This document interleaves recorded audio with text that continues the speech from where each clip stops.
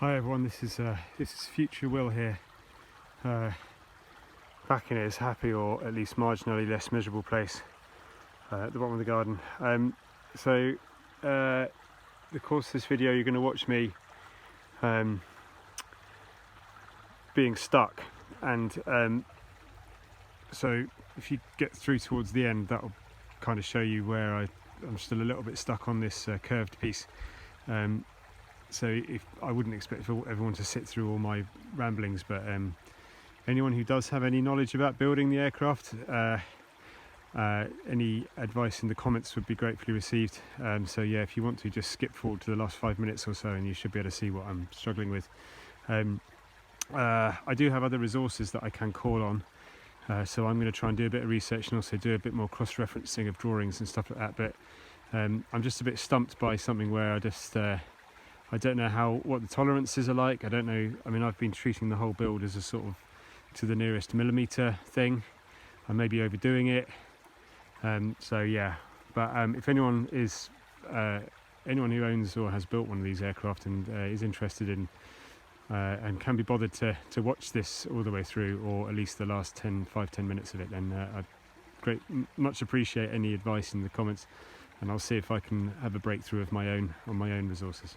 Okay, thanks very much. Enjoy the rest of the video, and thanks for watching if you did, and thanks for any comments and advice if you've also done that. And if you haven't got any comments and advice but just enjoyed it anyway, that's great too. Alright, take care, bye now. It's Wednesday the 1st of December. Happy New Christmas. We're back. Having battled the kids into bed and done the washing up, I thought I might try to start feeling a little bit less suicidal by doing some work on the aircraft. Maybe that's going to turn out to be a mistake, I don't know. Right, so where were we? We're still here trying to pick out these points. So yeah, I am still struggling with this. Why is it taking me so long? Well, I'm stupid, sue me. I haven't got any money anyway. So yeah, so the way that I am going to suss it out is basically by positioning the frames that that curved piece needs to pass through. So that'll pick up that point there and that point there, and we know, I believe we know that point there, we know that point there, we know that point there, and we know that point there, at which point I think that's enough data points to come up with that curve, and we're then expecting to see this curve matching the top surface of the wing. Yeah, with these plans, that is, I believe, the only way that I can really pick up those points as the plans are drawn, and also are pretty faded now, so that's what I have to do. So I'm going to have to dig out the plans for these parts so that I can just double check the position of that, and then if you can see where those little crosses are, that's where this component needs to be cut to accommodate this passing through. It's ever so slightly complicated by the fact that this is actually a laminated piece as far as I can tell. It's hard to make out, but I think that there is 10 by 15, and I'm almost 100% certain that this is 15 by 15 here. So 10 by 15 and 15 by 15. So these that slot there, between there and there, should be 25mm, and that slot should be 25mm. So I just need to, yes, as I say, I just need to find the plans for these two components, and then we'll have that. This might need a little bit more tinkering about with, but I think we can probably work it out. Should have that. I think that's even drawn on my table, and we'll have that, and we should be getting there. Right, I'll go and dig out those plans. Well, I've had a bit of a bun fight there, and also had a phone call from a mate, which was nice, but I was trying to do this and look at that at the same time. Now, looking at the plans and where the seat sits relative to the rest of the fuselage, you can't see. I can't get back far enough because of the way this camera works. But that seat feels way too far forward, too close to that bulkhead there, that frame. Now I was looking at the plans and looking at these numbers. So 300, 350 goes to 650. Plus 275 is 925. Plus 300 is 1225. And that says 1125. I'm convinced I haven't overwritten that. That to me looks like 1225. 1225 plus 180 is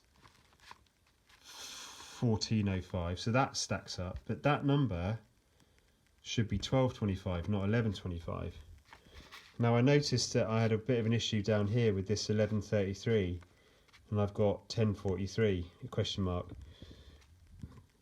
because if this seat that kind of stacks up as well, because if this seat was too far forward, then that figure there would need to be smaller. So I suspect that if I move this seat back a bunch, then we'll get the right value coming through. But yeah, that just foxed me for a minute there. Sorry, I'm just trying to stand that up again. That really foxed me. So basically I need to push that, I need to ignore that, push that back to 300. I should have done that. I mean, I'm not surprised I didn't notice this before actually, but you know, you can only do what you can do. Push it back to 1225 there, and then this distance. I'm expecting this distance to be similar to that distance on here. But if you look, oh god, hang on a sec. I'm expecting that to be a bit smaller than that, and at the moment, that is a bit bigger than that. So if I bring that back, then we should get, it'll be sort of a bit around here, I think. That looks a bit more sensible. So I've got a little bit more drawing to do. So there you go. Such are the trials and tribulations. But other than that, actually, that means that. But yeah, so I've been looking at the drawings. It kind of makes sense how things are positioned. That slot there is where that curved piece goes through. That's that slot there. Now the thing is, if you measure on the real thing, it looks like that's too short, but that's because this bottom piece curves upwards. It curves upwards at the ends, but that dimension there is all the way to the lowest point. So in reality, between the 25mm slot and where the longeron actually goes through is going to be less, and it's about 10 centimeters less, as it turns out. So that kind of stacks up with what's on the drawings. But yeah, I'm going to let myself off for that, because I think that is 925. 300, 650, 925, 1225, 1405, blah de blah de blah. So there we go. All right. So there we go. I might make it a short one. I might even post this up just to keep momentum going. I think I might as well get that drawn. Why not? I've got time, and see if I can get that sorted now. Back in a minute. Alright, so that looks a lot better now. God, I wish it didn't do as much. So there we go. So we're looking at frame, seat, and then there will be a bit of the fuselage there. So you're looking at that relative distance there and that relative distance there.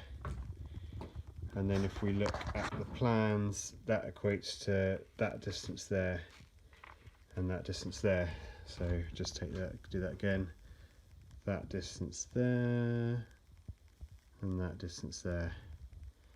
Okay, and that looks a lot more sensible. And now also this point here, where the seat kind of meets the horizontal datum, which on the plans here is 1133, and I've queried it and said 1043. Now this is looking a lot closer to 1133 rather than 1043, so that is all stacking up nicely. Right, so what I'll do now is, now I've got those positions, I'll go back to this drawing here, and make sure I pick up these points properly, make sure I'm getting this point properly as well, and then I can mark that up on my lofted drawing, and we can start looking at getting that curve in place. Well, it's very cold, it's very late, and I'm confused again. I've managed to kind of develop the curve using pins, one in here within a bit of material, one in here, one in here, and then the difficult and slightly confusing bit at the back here. I think I might have been very lucky that I didn't cut this piece off shorter than that, looking at the drawing here, but the latest quandary is the fact that this 1585 point here, which I think should correspond to that point there, it doesn't quite stack up with